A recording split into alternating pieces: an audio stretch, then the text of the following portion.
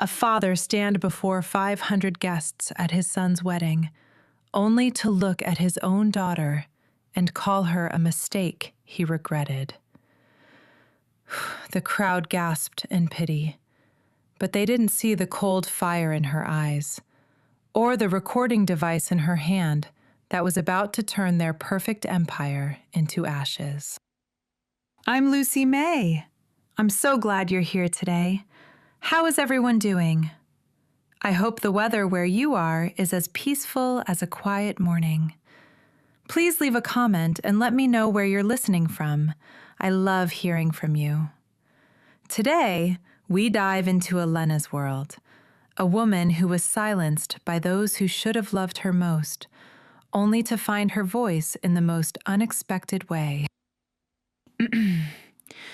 The crystal chandelier above the ballroom of our Hamptons estate didn't just flicker. It seemed to shatter the very air as my father, Richard, leaned into the microphone, his face flushed with a mixture of expensive scotch and an even more intoxicating sense of power.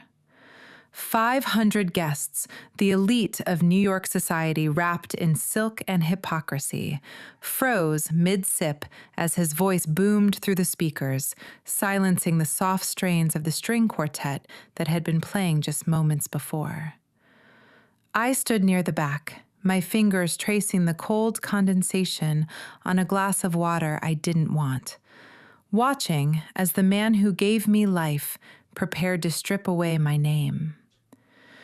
My brother Julian stood on the dais beside his new bride, Catherine, looking every bit the golden child in his tailored tuxedo, his expression a mask of bored indifference that hurt more than a physical blow. Richard didn't even look at the happy couple as he raised his glass, his eyes scanning the crowd until they locked onto mine with a predatory sharpness that made the humid summer evening feel like the dead of winter. He didn't offer a toast to the newlyweds. Instead, he offered a sentence.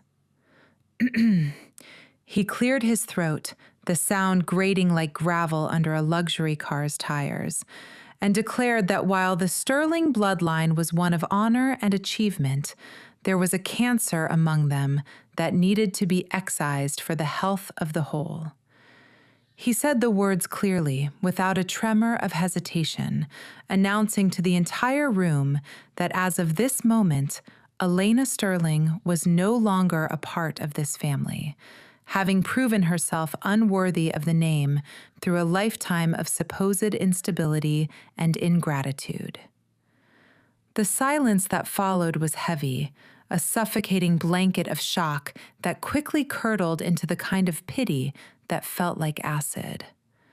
I didn't move, didn't gasp, and certainly didn't give them the satisfaction of a single tear. I simply stood there, a ghost at my own family's feast, counting the seconds as the social oxygen left the room. Catherine, Julian's new wife, tilted her head with a look of practiced sympathy that I knew was purely for the benefit of the cameras, while my mother, Eleanor, busied herself with the lace of her sleeve, refusing to meet my gaze.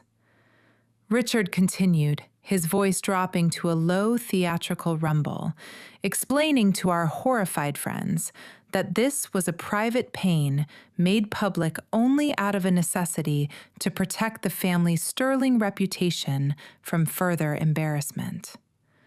He spoke of me as if I were a tragic footnote, a broken thing they had tried to fix until their patience finally ran out, painting a picture of a daughter who was a burden rather than a human being.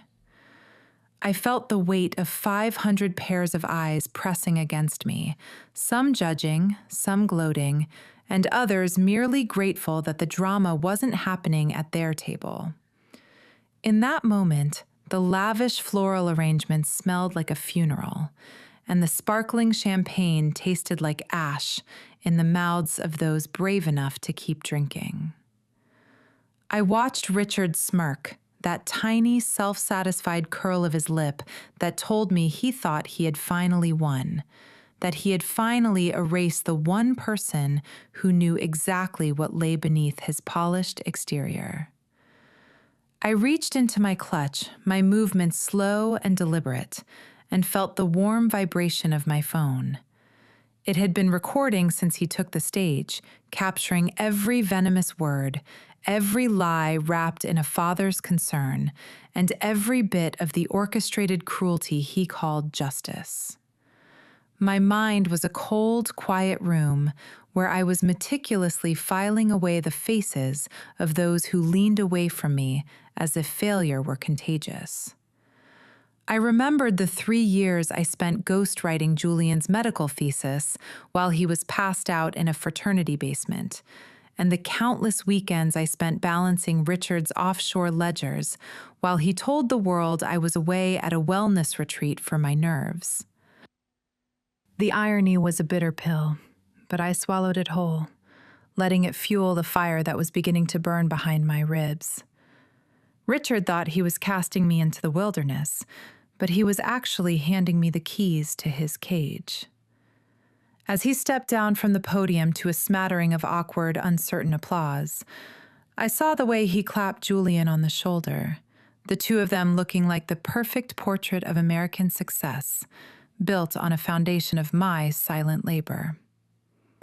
I didn't wait for the main course, nor did I wait for the inevitable whispers to reach my ears. I simply turned and began the long walk toward the exit, my heels clicking against the marble floor with the rhythmic precision of a ticking clock. Outside, the Atlantic breeze was salt-heavy and sharp, a welcome contrast to the cloying scent of lilies and deceit I had left behind. I stood on the driveway, watching the valet bring around a fleet of black sedans, and realized that for the first time in 28 years, I didn't owe any of them a single breath. Richard had officially declared me a stranger, and I intended to be the most dangerous stranger he had ever met. I pulled the phone from my bag, stopped the recording, and saved the file under a name he would never suspect.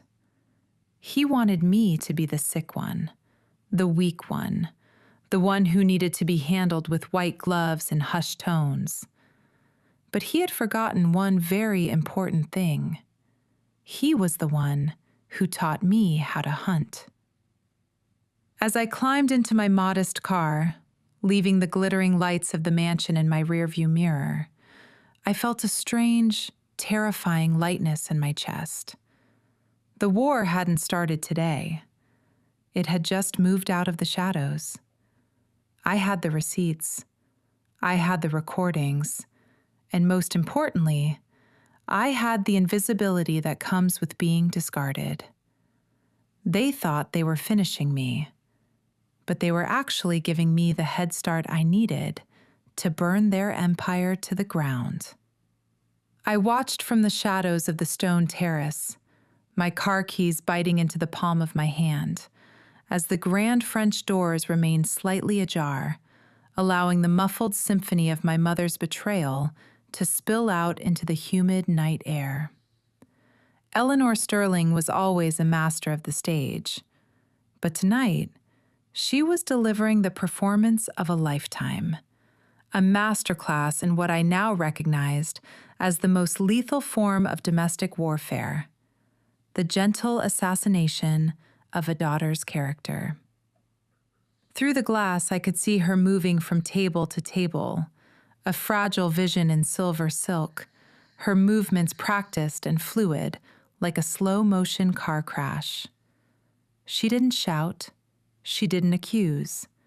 Instead, she leaned in close to the jewelry-laden women of the Hamptons, her voice a hushed, trembling vibrato that carried just enough weight to ensure everyone heard every word. I saw her dab at the corners of her eyes with a lace handkerchief, one I had bought her for her 55th birthday, careful not to smudge the waterproof mascara that cost more than most people's monthly groceries. She was weaving a tapestry of lies so intricate that by the time she reached the third table, I was no longer a victim of my father's cruelty. I was a tragic, broken soul who had finally pushed her loving parents to the brink. The gaslighting was exquisite in its precision. I watched her grasp the hand of a senator's wife, her head tilted at that perfect angle of maternal grief, as she whispered about my recurring episodes and the unfortunate chemical imbalances that had allegedly plagued me since childhood. She told them that my father's public renunciation wasn't an act of malice, but a desperate, heart-wrenching attempt at tough love, designed to force me into the professional treatment I so clearly needed. She used the word unstable with such delicate regret that the guests nodded in solemn agreement, their previous shock at Richard's outburst melting into a comfortable, collective pity for the suffering parents. It was a calculated transformation. She was turning my forced exile into a badge of their own martyrdom. Every sigh she let out, every "God give us strength" she breathed into the air, was another nail in the coffin of my reputation, ensuring that if I ever tried to tell the truth, it would be dismissed as the ramblings of a sick mind. As I stood there in the dark, the salt air stinging my skin, I realized that my mother wasn't just a bystander in Richard's empire. She was the architect of its moral facade. She was the one who smoothed over the cracks with expensive wallpaper and even more expensive lies, maintaining the illusion of the perfect sterling family while the foundation rotted beneath us. It was a realization that felt like a bucket of ice water over my head. This wasn't just a misunderstanding or a temporary rift. It was a systemic eradication of my existence for the sake of the brand. I saw her stop by Julian and Catherine, placing a comforting hand on Julian's shoulder, a gesture that told the world he was the survivor of a difficult sibling dynamic, the brave son who would carry the torch now that his sister had failed. Julian looked down at his shoes with a smirk that only I could recognize as pure triumph, while Catherine just blinked, her face a blank canvas of confusion that Eleanor was all too happy to paint over with her toxic narrative. A low, bitter laugh bubbled up in my chest, though it never reached my lips. The irony was almost too much to bear. Here was a woman who had spent the last decade using my unstable hands to write the checks that covered her gambling debts. The same woman who had borrowed $50,000 from my college fund to buy a vintage Jaguar she didn't need, now telling the world I was the one who couldn't be trusted. She was using my silence as her canvas, painting me in shades of gray so she could continue to shine in white. I looked at the recording on my phone, the screen glowing faintly in the moonlight, and felt a cold, hard resolve settle into my bones that no amount of her fake gentleness could ever melt. I wasn't the sick one. I was the only one in this entire 300-acre estate who was actually awake. "You want me to be the patient, Mother?" I whispered to the empty air, the words feeling like a vow. "You want the world to believe I'm lost in a fog of my own making?" I watched her accept a glass of champagne from a passing waiter, her tears miraculously gone the moment the senator's wife turned away, replaced by a sharp, assessing look toward the buffet. The performance was over for that table, and she was already preparing for the next act. I turned my back on the light, on the estate, and on the woman who had traded her daughter for a seat at the head of a hollow table. "I will give you exactly what you asked for," I thought as I walked toward my car, my footsteps silent on the grass. "I will be the ghost you created, but I'm going to haunt you until you realize that the truth is a sickness you can't cure with a silk handkerchief."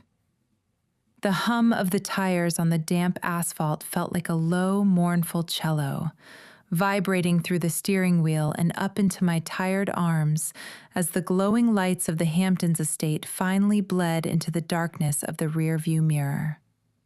I drove with a hollow chest, the silence of the car's interior acting as a vacuum that sucked me back into the years I had spent as the invisible architect of their grandeur. For a decade, I wasn't just a daughter. I was the silent engine of the Sterling machine, the one who kept the gears greased while they stood in the spotlight. I remembered the endless nights in my father's mahogany-scented study, the air thick with the smell of expensive cigars and his mounting impatience. While the world saw Richard Sterling as a visionary tycoon, I saw the messy reality of his ledgers and the frantic emails he didn't know how to draft. I was his no-pay assistant, the ghostwriter of his most celebrated speeches, and the strategist behind the deals that solidified his empire. I had sacrificed my own ambitions, putting my master's degree on hold because he told me that family loyalty was the highest form of currency. A currency that, as it turned out, was only valid when I was the one spending it. The memories shifted like broken glass, cutting deeper as I thought of Julian. My brother, the golden child, the future doctor who was now the pride of the Sterling name, was a man built entirely of my stolen hours. I could still see the flickering blue light of my laptop at 3 o'clock in the morning as I finished his complex medical ethics thesis, the one that would eventually earn him honors he didn't deserve. While he was passed out in a fraternity basement or nursing a hangover at some rooftop bar in the city, I was the one researching neuroplasticity and late-stage clinical trials, making sure every citation was perfect so his brilliance would remain unquestioned. My parents had praised him at every Sunday dinner, their eyes gleaming with the pride they never once turned toward me, even as I sat right there, my fingers still cramped from typing the very words they were celebrating. They loved the version of him that I had created, a polished ghost of a man who didn't have the discipline to tie his own shoes without help. And then there was my mother, Eleanor, whose fragile nature was the most expensive luxury the family owned. I thought of the countless times she had come to my small bedroom, her face a mask of practiced distress, asking to borrow a few $1,000s from the trust fund my grandmother had left specifically for my education. She spoke of temporary cash flow issues and the importance of maintaining appearances for my father's sake, promising it would be repaid by the end of the month. But the money always vanished into the designer boutiques on Fifth Avenue or settled into the green felt of high-stakes bridge tables she frequented when she thought I wasn't looking. I had watched my financial security erode one silk scarf and one bad bet at a time, keeping quiet because I believed that a daughter's duty was to protect her mother's dignity, even if that mother was slowly picking her pockets. I pulled over onto a dark shoulder of the road, the engine ticking as it cooled, and reached into the back seat for the heavy leather satchel that had become my true companion over the last 5 years. I turned on the overhead light, the sterile glow illuminating the thousands of pages I had meticulously archived, the digital footprints of my father's bribes, the original drafts of Julian's fraudulent papers, and the bank statements that proved my mother's systematic theft. This wasn't just a collection of documents. It was the physical manifestation of my stolen youth, a ledger of every lie I had been forced to tell for them, and every sacrifice they had taken for granted. I ran my hand over the cool paper, feeling the weight of the truth. For years, I had held these fragments together out of a misplaced sense of love. But tonight, as Richard's voice echoed in my mind, telling the world I was unworthy, the last piece of that loyalty shattered into dust. I wasn't just a victim of their greed anymore. I was the curator of their destruction, and the 5-year investment I had made in their secrets was finally about to pay its first and most devastating dividend. The engine of my car ticked in the silence of the dark roadside, a rhythmic countdown that matched the steady beating of my heart. I reached for my phone, the screen illuminating the interior of the car with a cold blue light as I pulled up the video I had captured just 60 minutes earlier, right before I made my final exit from the Hamptons estate. I hadn't just stumbled into the hallway. I had been an invisible observer, a ghost haunting the corridors of my own family's home, when I caught the first real crack in Julian's polished facade. I watched the recording again, seeing my brother, the supposed golden boy and brilliant medical mind, stagger into the library with Catherine trailing behind him, her expensive bridal lace rustling with an agitated, sharp sound. Julian didn't look like a celebrated doctor in that moment. He looked like a frightened, petulant child, his tuxedo jacket discarded on the floor and a half-empty bottle of scotch gripped in his hand.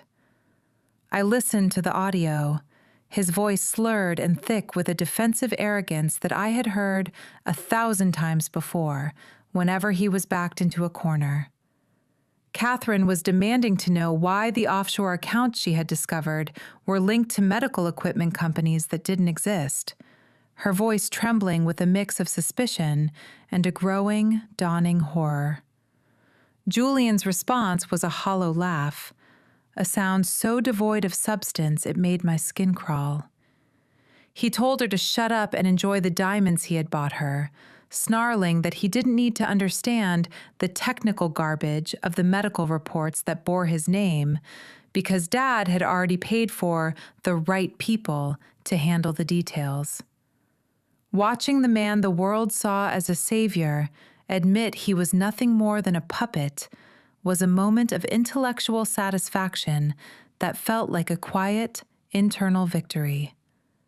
Julian was a ghost of a man, a masterpiece of fraud that I had helped paint with my own silent labor. I saw Catherine's face in the video, the way her eyes darted around the room as if she were seeing the sterling name for the first time, not as a symbol of prestige, but as a cage built of lies. She was the third guy, in a sense, a woman who had married into this family for the American dream, only to find herself trapped in a nightmare of financial shadows and medical malpractice. Julian continued to rant, his ego bruised by her questioning, boasting that he was untouchable as long as Richard held the purse strings. He looked at her with a patronizing smirk, telling her that she was too pretty to worry about numbers, a phrase that I knew would cut deep for a woman who prided herself on her own social standing. It was the ultimate display of the sterling men's arrogance, the belief that everyone around them was merely an accessory to their greatness. I leaned back against the headrest, the cold air of the night beginning to seep through the car windows, and I felt a sense of grim purpose. Julian wasn't just a beneficiary of my father's cruelty. He was an active participant in the theft of my life. Every time he stood on a stage and accepted an award for a paper I had written, he was stealing my breath. Every time he looked at me with that pitying smile, he was complicit in my mother's gaslighting. I looked at the file on my phone labeled "The Julian Receipts," a comprehensive collection of his failed exam scores, the original drafts of his thesis in my handwriting, and the bank transfers Richard had made to consultants to fix his grades. It was a dossier of a fake life, and it was time for the golden boy to see his own reflection in the shattered glass. I thought about the thousands of women in my position, the ones who had been told they were unstable, while the men in their lives thrived on their silent contributions, and I knew that this wasn't just about my own revenge. It was about a total cleansing of the lies that had defined our family for 28 years. With a steady thumb, I selected the most damning document, a side-by-side comparison of Julian's final medical board submission and the original files stored on my personal cloud, time-stamped 3 years ago. I attached it to a blank email, my finger hovering over the send button as I thought about Catherine sitting in that mansion, surrounded by flowers and the scent of expensive perfume, unaware that her husband was a fraud. I didn't hate her. In many ways, she was just the latest victim of the Sterling machine. But she deserved to know the price of the life she had chosen. I addressed the message to her private account, one I had set up for her as a wedding gift earlier that month, and added a single anonymous line. The truth is a debt that always comes due. I hit send, watching the little progress bar slide across the screen with the clinical precision of a surgeon making the first cut. The first crack in the empire had been widened, and as I pulled the car back onto the road, heading toward the small, anonymous apartment I had rented in the city, I felt the first sparks of an extreme gloating that I knew would soon become a wildfire.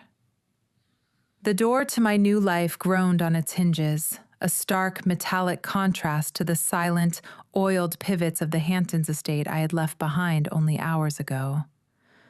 This apartment in the city was small, smelling of lemon floor wax and the faint, lingering scent of the previous tenant's tobacco, but it was the first space in 28 years that didn't belong to the Sterling brand. I dropped my keys on the laminate counter and immediately opened my laptop, the screen's glow reflecting in my eyes as I prepared to transition from the discarded daughter to a cold-blooded strategist. This was the awakening.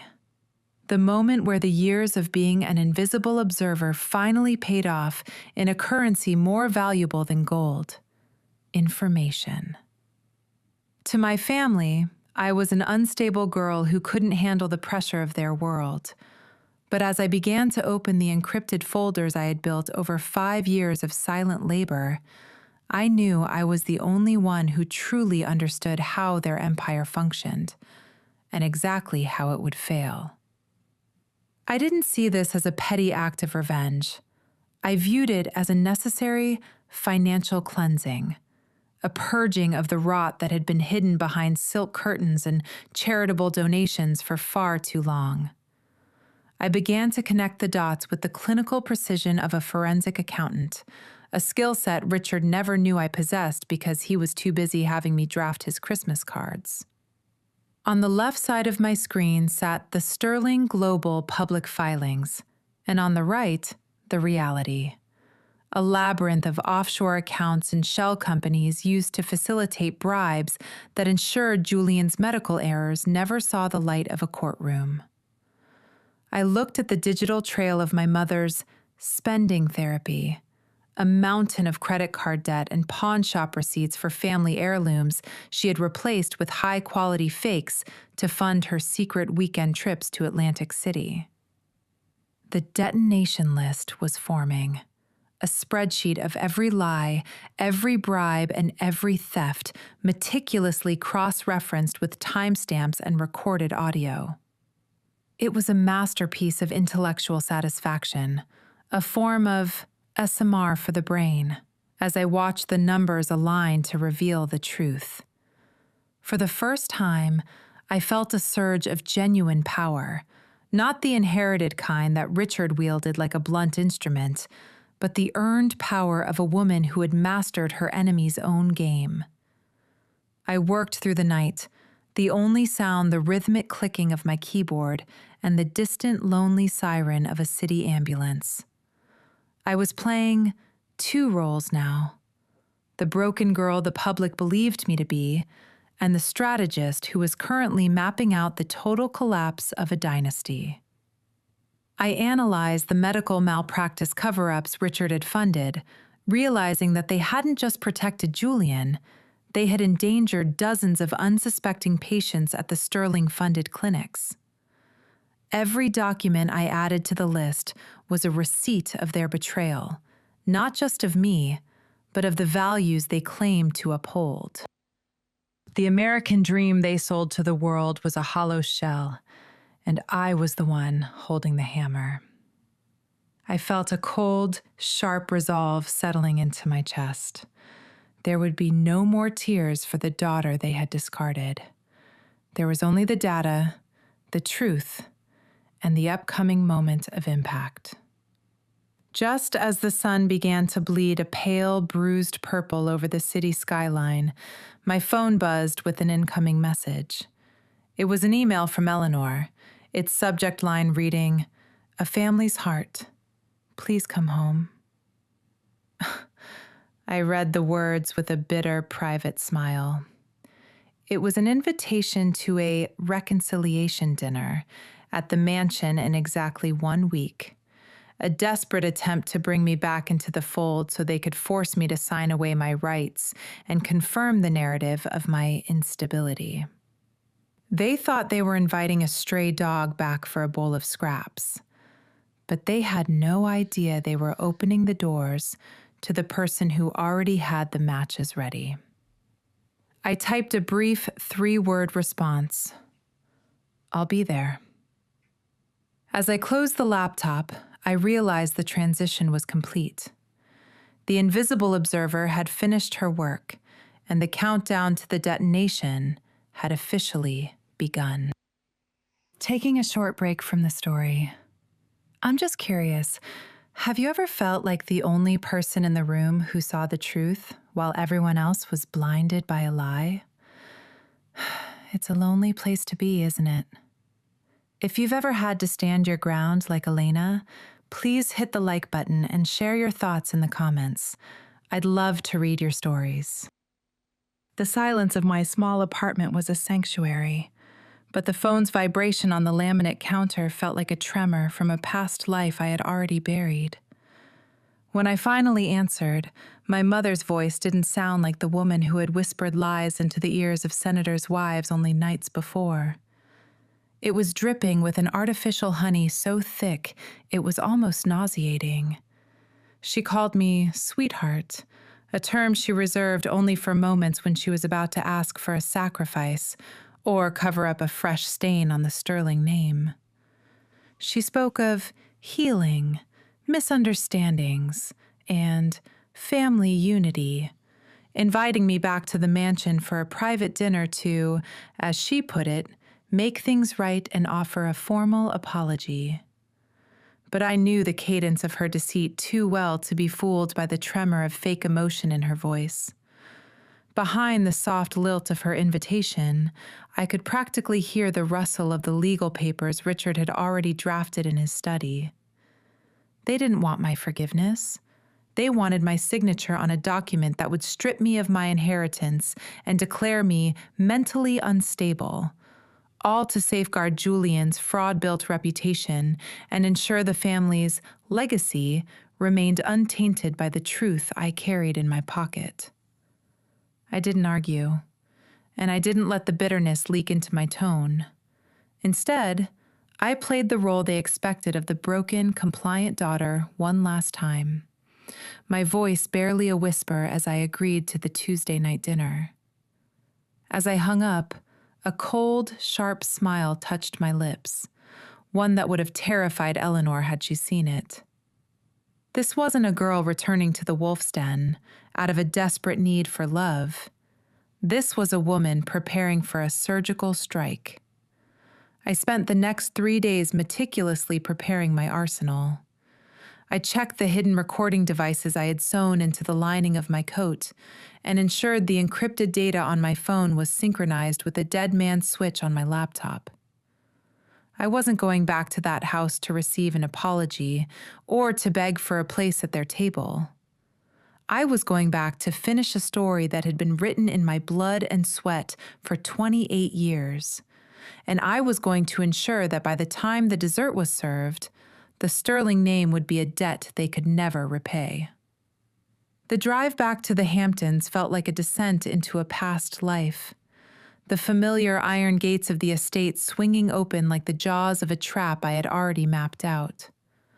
As I pulled my modest car into the gravel driveway, parked between Richard's obsidian black SUV and Julian's brand new sports car, the sheer opulence of the mansion felt hollow, a stage set for a play that was about to be canceled.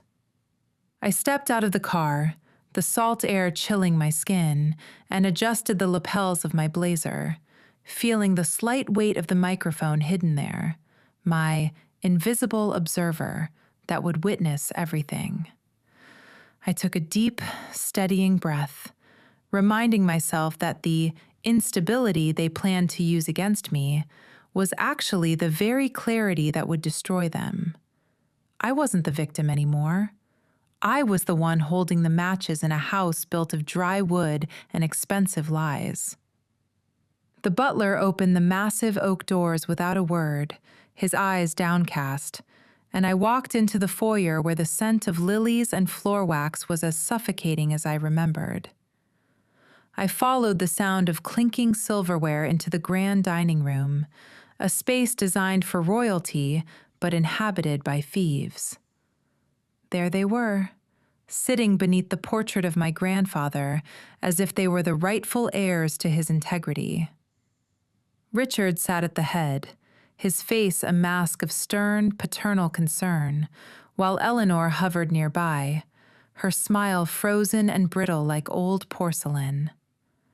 Julian didn't even look up from his phone, his arrogance still wrapped around him like a protective shroud, while Catherine sat beside him, her eyes shadowed with a doubt I knew I had planted with my anonymous email. As I took my seat at the far end of the long mahogany table, the silence was thick enough to choke on.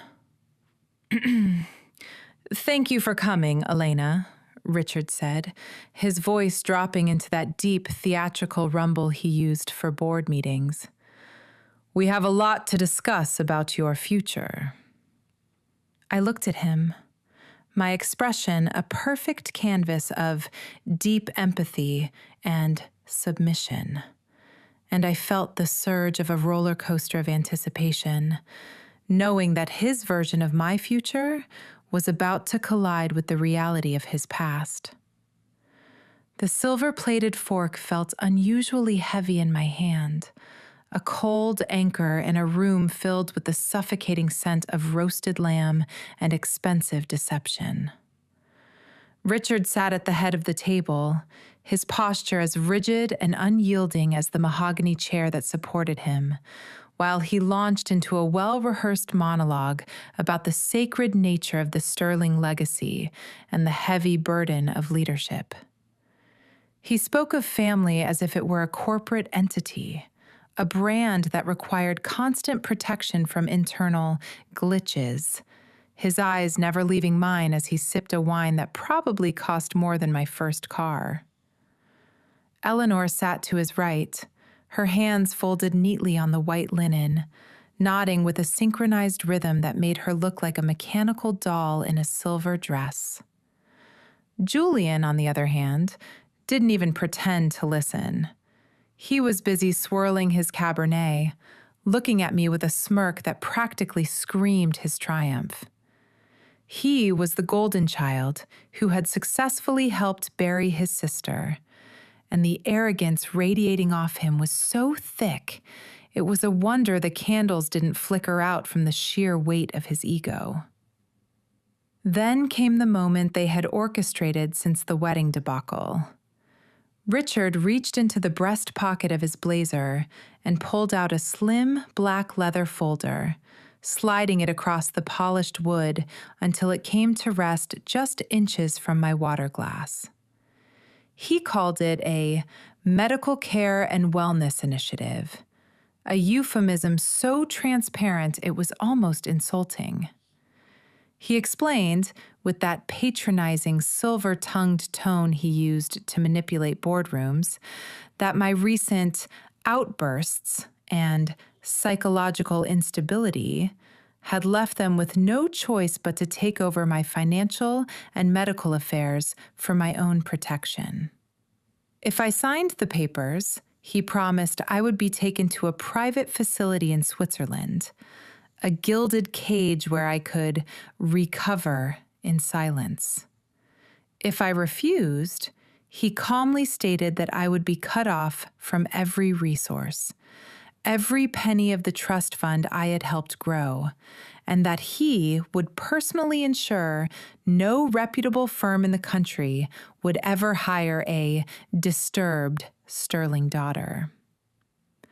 I looked at the folder, then up at my mother, that this was for the best, that they were only trying to save me from myself.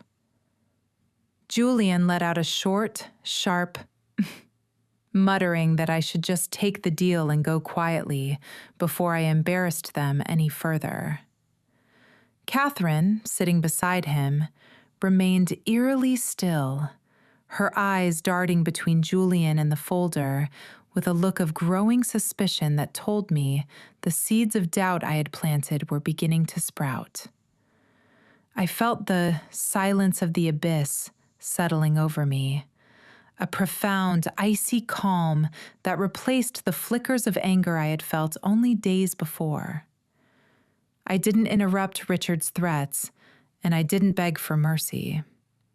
I simply let him finish his performance, letting his words hang in the air like a noose he had unwittingly tied for himself.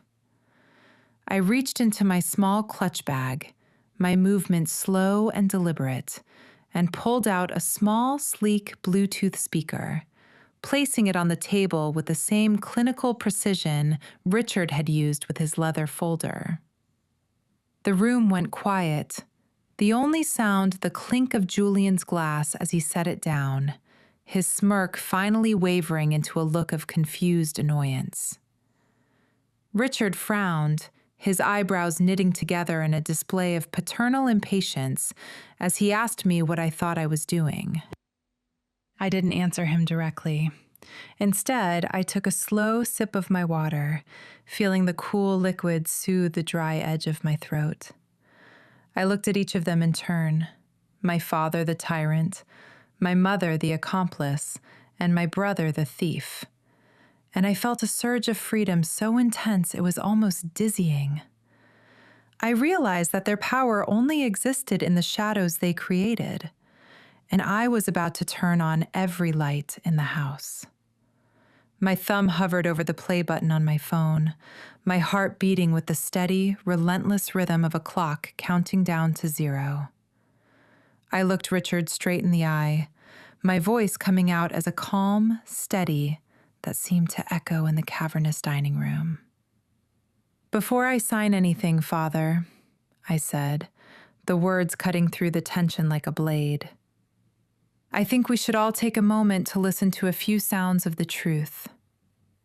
The soft click of the play button echoed in the vaulted dining room like a gavel striking a block, and suddenly, the air was no longer filled with the scent of lilies, but with the cold, digital ghost of my father's own voice. The recording was crystal clear, captured by the high-fidelity microphone I had hidden in his study months ago. Richard's voice, stripped of its public charm, boomed through the small speaker, discussing the exact dollar amount, $250,000, required to bribe a medical board official to lose the files regarding a botched surgery Julian had performed while intoxicated. I watched the blood drain from my father's face, his self-satisfied smirk evaporating into a mask of pure, unadulterated shock as he heard his own confession of criminal conspiracy fill the room. Eleanor gasped, her hand flying to her throat as if to choke back the sound, but I didn't stop there. I tapped the screen again. The next recording was a whispered conversation between my mother and her bookie, her voice trembling with a greed that betrayed every American dream value she pretended to uphold. In the recording, about how easy it was to borrow from my educational trust fund to cover a $60,000 loss at an underground casino in Atlantic City, callously remarking that I was too unstable to ever notice the missing funds. This was the intellectual satisfaction I had promised myself. Seeing the woman who called me sick revealed as the true parasite of this family. Eleanor's silver fork clattered against her china plate, the sound sharp and final in the oppressive silence. But Julian was the one I wanted to finish. The third file was a recording of him in the library from only an hour ago, his drunken voice bragging to Catherine that he didn't need to be a real doctor as long as he had the sterling name to shield him from the consequences of his own laziness. The emotional roller coaster had reached its peak, and I watched the faces around the table shift from arrogant to horrified, then to a paralyzing fear. Catherine sat frozen, her eyes wide as she looked at the husband she thought was a genius, now realizing she was married to a hollow shell built on my stolen labor. I felt a profound sense of extreme gloating, a catharsis that washed over me like a cooling rain as the weight of 28 years of silence finally lifted. Richard finally found his voice, a low, guttural growl as he demanded I turn the device off. But his authority was a shattered glass that could no longer hold water. I didn't shout back. I simply leaned forward, my voice a sharp, clinical, that cut through his rage like a scalpel. "I'm not the one who needs a wellness facility, Father," I said, my words cold and deliberate as I pushed a heavy manila envelope toward Catherine. Inside were the physical receipts, the bank statements, and the original medical reports I had archived, the iron proof that proved every word of the recordings was true. Richard lunged for the envelope, but Catherine was faster, her trembling fingers gripping the truth as if it were a life raft. I stood up, smoothing the wrinkles in my blazer with a steady hand, feeling the silence of the deep transform into a roar of victory. The empire wasn't just cracking, it was detonating from the inside out, and for the first time in my life, I was the only person in the room who wasn't afraid of the fallout. The heavy manila envelope felt like a lightning rod in Catherine's trembling hands, and as her eyes scanned the line items of Julian's true medical records, the silence in the dining room became a living, breathing thing. I watched her face transform, not into the grief of a widow, but into the cold, surgical clarity of a woman who realized she had been sold a counterfeit life. Julian tried to reach for her, his voice a pathetic shadow of the arrogance he had worn at the wedding. But she recoiled as if his touch were venomous. Without a single word, Catherine slid the diamond ring off her finger, the stone catching the candlelight one last time before she placed it on the linen tablecloth with a sharp, final click. She turned her back on the sterling name, walking out of the mansion and into the night, leaving Julian to stare at the hollow circle of gold that was the only thing he truly had left to offer. Richard's face was no longer flushed with scotch. It was the color of old ash, his hands shaking as he gripped the edge of the table so hard his knuckles turned white. He tried to summon the ghost of his power, that he would have me arrested for theft, for wiretapping, for every crime his expensive lawyers could invent to bury me. He threatened to erase me from existence, to make sure I spent the rest of my life in a cell, or a ward where no one would ever hear my name again. I looked at him, and for the first time in 28 years, I didn't see a titan or a father. I saw a small, frightened man clinging to a sinking ship of his own making. I waited for him to finish his tirade, for the echo of his hubris to die down, before I delivered the final blow. I told him quite calmly that it was too late for lawyers and too late for threats, because while he was busy orchestrating this dinner, I had already hit send. Every recording, every bank statement, and every proof of Julian's malpractice was already sitting in the secure inboxes of the Internal Revenue Service and the State Board of Medicine. The reaction was instantaneous and visceral, a true, emotional roller coaster of desperation. Eleanor collapsed into her chair, her cries filling the room, not because she was sorry for what she had done to me, but because she could already feel the silk slipping from her shoulders and the country clubs closing their doors. She begged me to think of the family, to think of our legacy, her voice a frantic melody of self-preservation.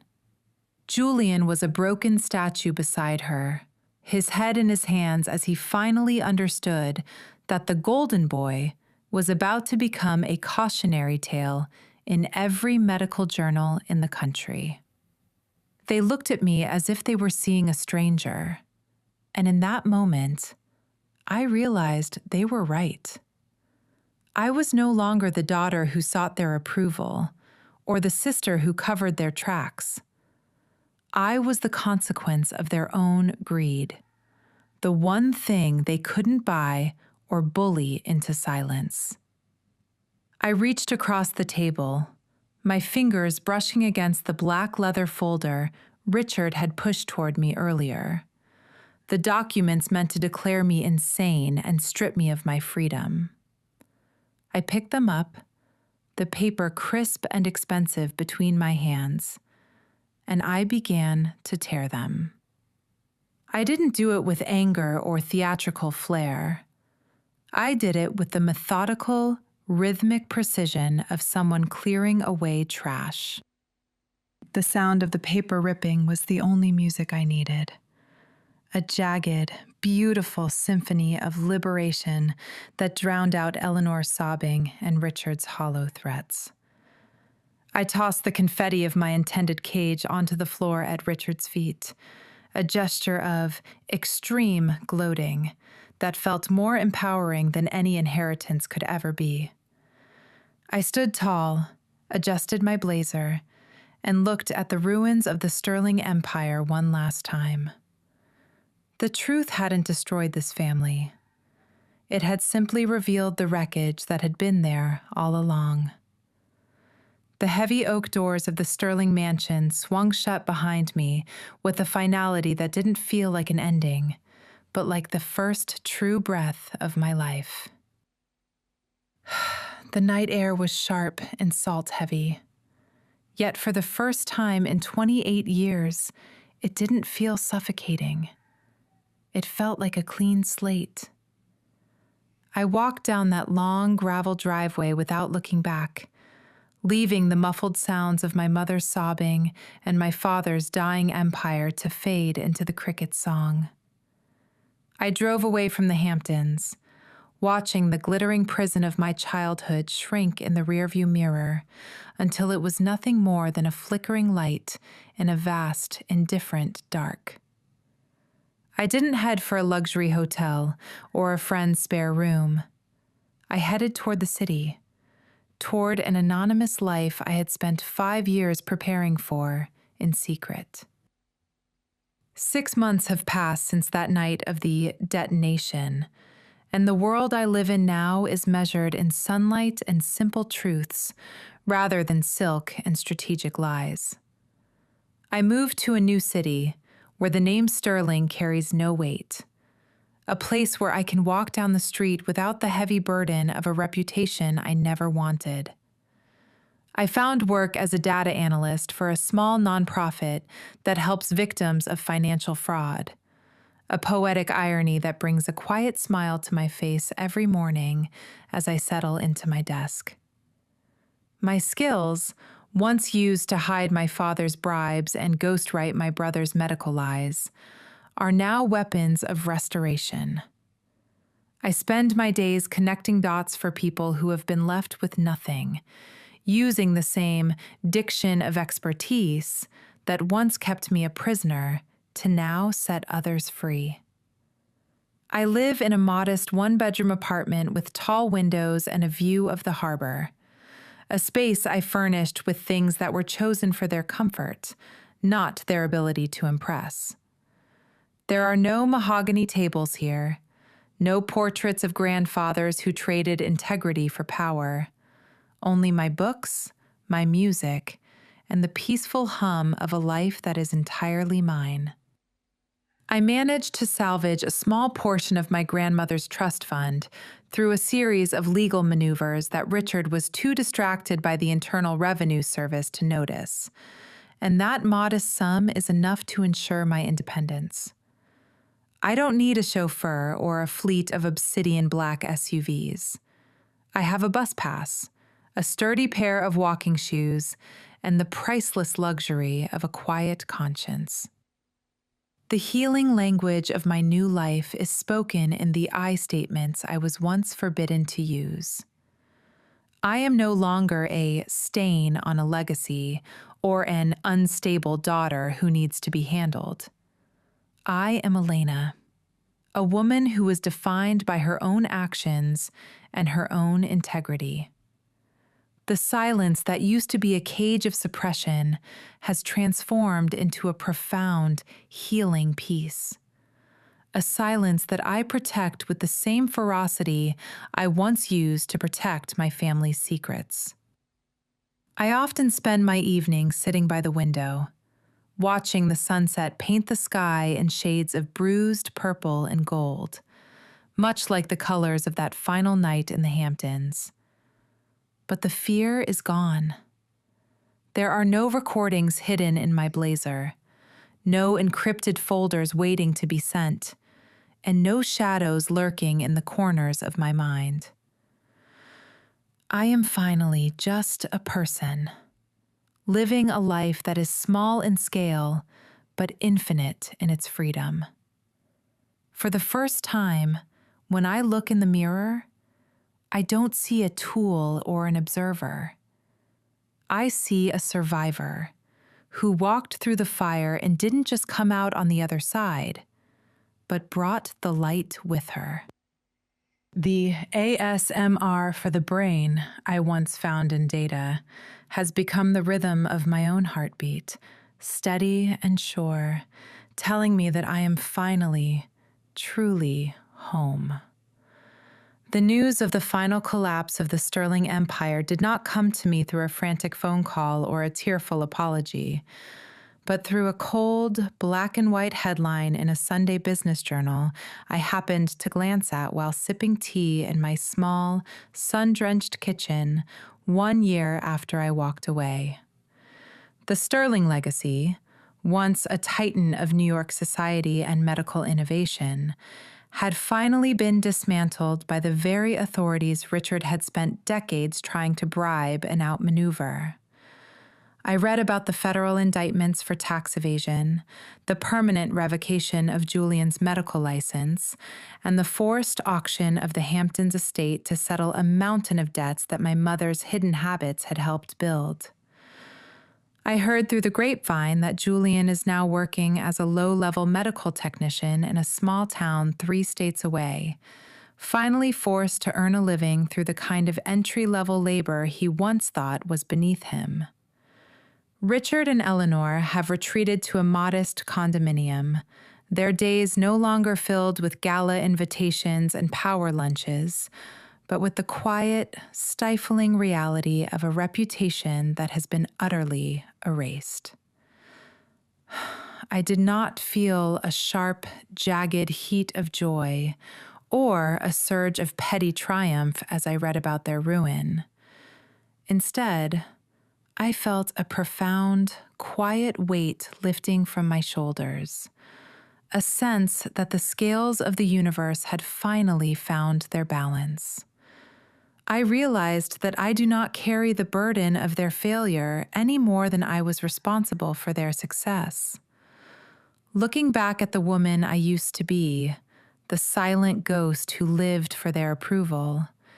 I feel a distant, soft pity for her, but I no longer recognize her as myself.